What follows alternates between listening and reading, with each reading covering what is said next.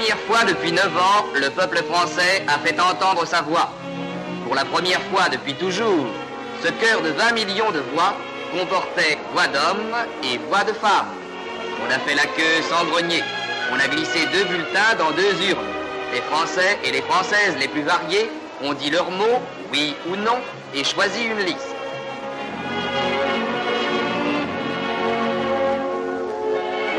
Et pour la première fois, les militaires ont eu la parole, eux aussi. Décidément, ce scrutin apportait du nouveau.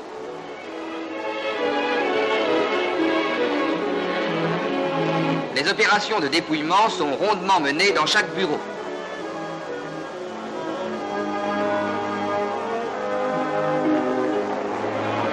Puis, au ministère de l'Intérieur, c'est l'affairement des grandes nuits électorales. Toutes les urnes de France viennent se déverser dans le grand réservoir de la place Beauvau.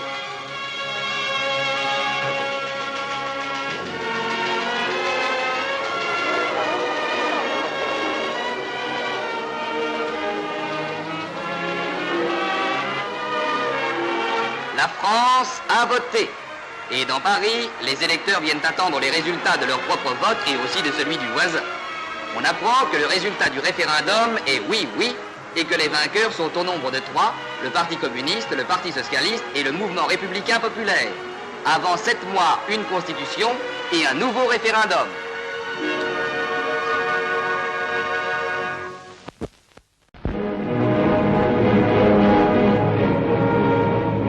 De Gaulle s'en va. De Gaulle quitte la présidence du gouvernement. Voici 2 semaines, il s'était donné à Antibes devant la mer les premiers jours de vacances qu'il ait pris depuis 1939. Et puis, il avait repris, derrière les murs de son ministère, la lourde tâche que lui avait confiée la France.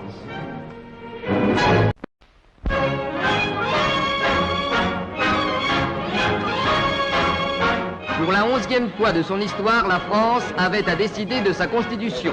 Et pour ce premier dimanche de mai, 20 millions de votants ont rempli leur devoir de citoyens conscients de leurs droits et de leurs responsabilités.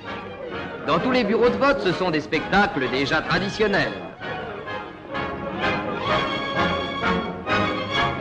Bébé fait son éducation civique, maman a une dernière hésitation, et c'est le défilé devant l'urne où, entre 2 anonymes, la caméra repère une vedette. Vedette de l'écran, Madeleine Sologne.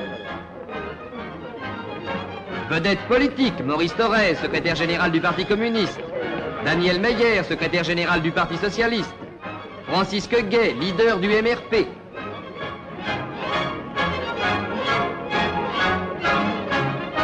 Et à Lyon, Édouard Herriot, chef des radicaux. 6 heures, le scrutin est clos, le dépouillement commence. Et les oui s'amoncellent d'un côté pendant que les non se gonflent de l'autre.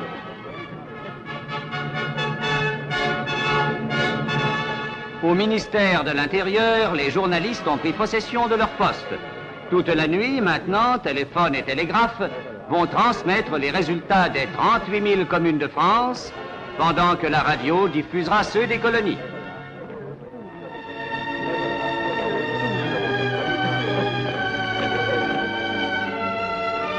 À 2 heures du matin, la victoire des non s'affirme.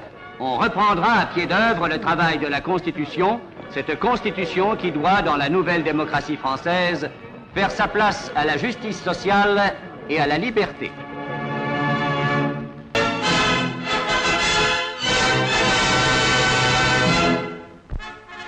En France, les électeurs, pour la 2e fois de l'année, sont allés aux urnes pour approuver ou rejeter le projet de constitution présenté par l'Assemblée constituante. On sait que les 3 grands partis, communistes, socialistes, mouvement républicain populaire, soutenaient le projet dont le général de Gaulle, dans son discours d'Épinal, s'était déclaré l'adversaire.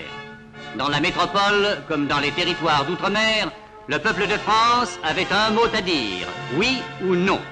Par 9 467 oui, contre 7 790 676 non, les électeurs ont approuvé le projet. Il y a eu plus de 7 millions d'abstentions, environ le tiers des votants.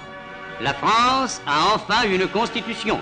Souhaitons qu'elle facilite le redressement du pays.